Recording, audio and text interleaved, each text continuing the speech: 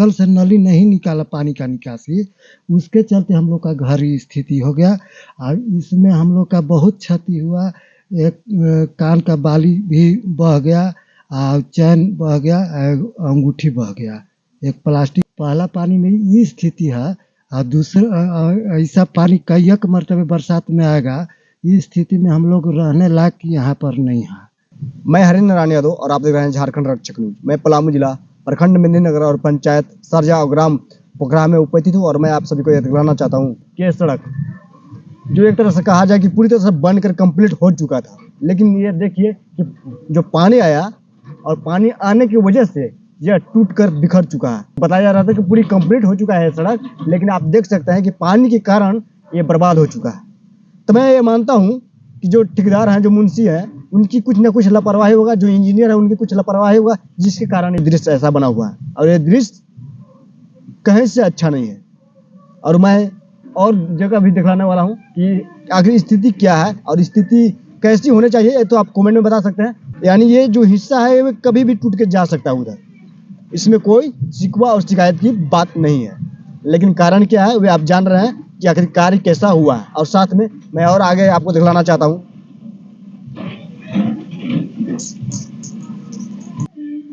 यहाँ पे भी देखिए कि क्या मंजर है, क्या दृश्य है। यानी यहाँ पर भी टूट चुका है, फूट चुका है।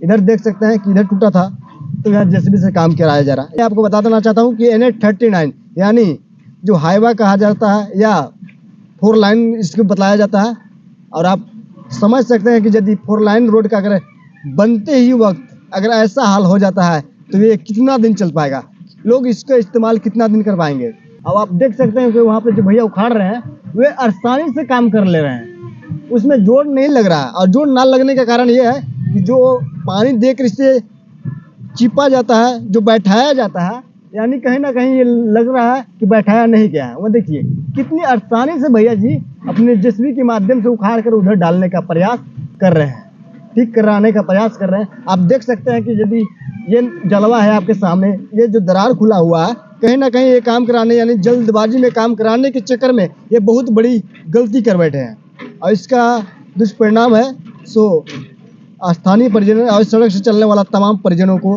हो सकता है। मैं और ज्यादा दृश्य दिखलाऊंगा। अभी आप देख सकते हैं कि कलवर्ट की काम चालू है, इसके बारे में कुछ भैया जी बताएंगे। भैया जी आपका शुभ नाम?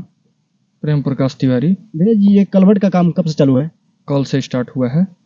भैया जी जैसे कि बताया जा रहा था कि घर में काफी मिट्टी जा चुका है, इसके बाद हम लोग बहुत पहले ही, आज से 4 से 5 महीना पहले लिखित आवेदन दिए थे कि यहाँ पे नाली की आवश्यकता है। भविष्य में मान बरसात में जब पानी जमेगा तो घर डूबने का चांस हम लोग का रहेगा, जो कि हुआ। इसको NH वाले जो हैं से सीरियस नहीं लिए और इसके चलते हम लोग को बहुत ज़्यादा नुकसान झेलना पड़ा। बगल में हम लोग का क्या कहते हैं राशन दुकान है, उसका 50 बोरा से ऊपर चावल भीज गया है। आलू प्याज घर में जितना है सब भीज चुका है। पूरा घर देखिए मिट्टी का घर है, आगे जो नहीं गया है वो भी ढह गया है। देखने का चीज़ है सब। इस पर किसी प्रकार का प्रतिक्रिया नहीं आया उनके तरफ से। यानी आप 1 महीना पहले एप्लीकेशन दिए, इसके बाद नहीं 3-4 महीना पहले आवेदन दिया गया है, लिखित आवेदन है हम लोग के पास। 3-4 महीना पहले एप्लीकेशन दिए? हाँ, गर्मी में जब स्टार्ट काम जब यहाँ भरा हुआ था उसी समय लिखित आवेदन दिए थे कि यहाँ पे कलवर्ट का जरूरी है, तो इन लोग ध्यान दिया नहीं उस पे। जब डूबा तो यहाँ पे ध्यान दिया इन लोग।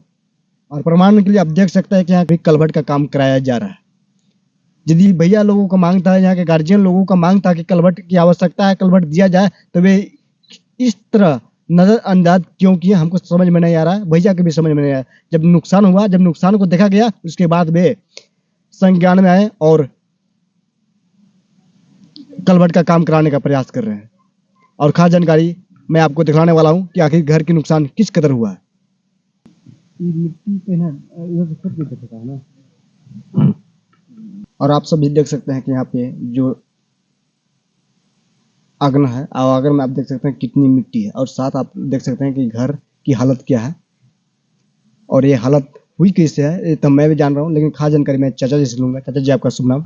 अजय तिवारी। चाचा जी हम आपसे जानना चाह रहे हैं कि ये कैसे हो गया? ये NH के लापरवाही से हुआ है। जो 4 लाइन का काम चल रहा है ना, उनको लापरवाही से हो रहा है। हम बार-बार हम प्रयास किए कि बगल से पहले नली निकाल दीजिए, न तो हम लोग के क्षति होगा, लेकिन कुछ सुनवाई नहीं हुआ। लास्ट में देखिए रहा कि स्थिति मेरा घर का क्या हुआ। इसका एनएच का 4 लेन का ज़मीन कहाँ से है? अब हम लोग के घर देखिए 4 लेन में गया भी नहीं है, लेकिन पूरा घर तहस के नहस गिर गया। यानी जो कलवट था, कलवट ना देने के कारण ऐसा हुआ ना? वोट न देने के कारण चाहे बगल से नली नहीं निकाला पानी का निकासी, उसके चलते हम लोग का घर ही स्थिति हो गया। और इसमें हम लोग का बहुत क्षति हुआ। एक कान का बाली भी बह गया और चैन बह गया, अंगूठी बह गया। एक प्लास्टिक में था डिब्बा में करके, और उसको निकालने के चक्कर में कने गिरा, पता नहीं बह के चला गया। चाचा जी, ये जो आप देख रहे हैं, इसमें अब इस रूम में रहना गुनाह हो गया है। रहना के यहाँ से हम लोग खाना बनाने के लिए भी हम लोग के जगह नहीं है, ये स्थिति हो गया है। देख रहा है दीवार कैसे गिरा है, सब अंदर अंदर ये फट गया है दीवार। इसमें रहेंगे तो हम लोग के जान के घातिक है। चाचा जी, ये 2 दिन पहले की घटना है ना? ये परसों का घटना है, कल एतवार था। इसके चलते भाग दौड़ में नहीं हुआ, हम लोग सर सामान निकालने में बिजी रह गए और कुछ अथी निकला, कुछ तो बर्बाद हो गया। और हम लोग यह स्थिति में आज रिपोर्ट कर रहे हैं हम लोग। और मैं आपको बता देना चाहता हूँ कि 2 दिन यानी पहले ये पानी के कहर देखने को मिला था, लेकिन आप देख सकते हैं कि अभी तक यहाँ पे कादो है। अभी यहाँ पे कादो है और आप देख सकते हैं कि पानी, ये देखिए, जो कम से कम इतना रेंज में आ गया होगा। भर मतलब ठेहुन से ऊपर भर जांग पानी आ गया था। भर जांग पानी, भर जांग रोड का एनएच का पानी टोटल ही घरे में गिर गया। चाचा जी, हम आपसे जानना चाह रहे हैं कि आप सड़क जो बना रहे थे, उनको कभी एप्लीकेशन देने का प्रयास किए थे कि? बहुत बार एप्लीकेशन दिए हैं, पूछिए, दरखास्त भी दिया। वो बार बार वो धमकी दे, काम रोकिएगा तो हम केस कर देंगे। हम कहे कि आप ड्रेन बनाइए ना, तो हम लोग का जो बचल है घर, जो एनएच में नहीं गया है, वो भी हम लोग के बर्बाद हो जाएगा। कुछ सुनवाई नहीं किया। वो बार बार केस करने के लिए बोलते थे कि केस कर देंगे। कल भी मेरा चला गया है, खूंटा अभी तक गड़ा हुआ है, उसका भी अभी तक मुआवजा नहीं मिला है। और हम लोग 2 दिन से बिना खाए पिए अभी तक रह रहे हैं। पूरा कीचड़ में हम लोग रह रहे हैं अभी तक। मेरा जेवर भी खो गया। और मैं आपको पहले ही दिखलाया था, अभी भी दिखला रहा हूँ कि यहाँ देखिए कितना पानी था यहाँ पे। अब पानी रहने के कारण ये जो घर है जगह जगह पर टूट रहा है, फूट रहा है, दरार हो रहा है। ये कभी भी गिर सकता है और कभी भी बहुत बड़ी खतरा हो सकती है।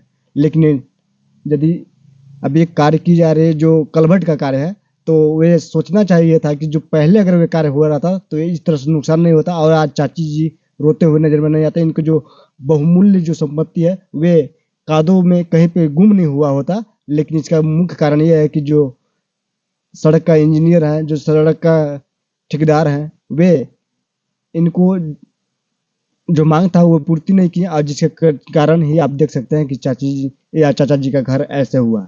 आप देख सकते हैं कि जगह जगह पर सगरे उधर ढहने के कारण वो कुछ नजर ही अलग में आ रहा है। एनएच का जमीन वहाँ तक ले लिया है पूरा कल तक। और वो बोल रहा है कि जमीन के दिए हैं, कल नहीं जा रहा है, लेकिन कल एनएच में चल गया है। इसके चलते कल का मुआवजा भी नहीं दे रहा है और बोल रहा है कि ज़्यादा रोक राक कीजिएगा, केस कर देंगे। और देख रहे हैं घर का स्थिति हम लोग का क्या हो गया। एनएच के लापरवाही के चलते हम लोग का घर ही ऐसे ही चला गया, हम लोग बर्बाद हो गया। चलो, जैसे कि कलभट वहाँ पे बनाया जा रहा है ना, कलभट देखिए, वो ज़्यादा काम रोका गया, तब जाकर के मजबूरन में वो काट रहा है कलभट। ये चीज़ पहले अगर नाली रोड के अरे बना देता तो हम लोग का घर का क्षति नहीं होता। आप इसके लिए एप्लीकेशन पहले दे चुके थे ना? मांग कर रहे हैं, बार बार एप्लीकेशन भी दिए हैं कलभट के लिए, एप्लीकेशन भी दिए हैं कलभट के लिए। इसके बावजूद भी वो कार्रवाई नहीं की थी। कार्रवाई नहीं किया, कुछ सुनवाई नहीं। शर्मा जी जो है वो बार बार हम लोग के धमकी देते, बेटा को धमकी देते कि ज़्यादा अथी करेगा तो केस कर देंगे। और वो नया उम्र का लड़का है, उसको पढ़ाई पर है, उस पर केस के फंसने के चलते हम लोग ज़्यादा डर गए। जहाँ अभी मैं उपस्थित हूँ, यहाँ पे कम से कम 2 से 3 फीट मिट्टी होगा। इधर का मिट्टी इधर आ चुका है, यानी 2 से 3 फीट। पहला पानी में ये स्थिति है और दूसरा ऐसा पानी कई एक मरतबे बरसात में आएगा। इस स्थिति में हम लोग रहने लायक यहाँ पर नहीं है। इस स्थिति में हम कहाँ जाएंगे और क्या करेंगे, वो तो बात की बात है।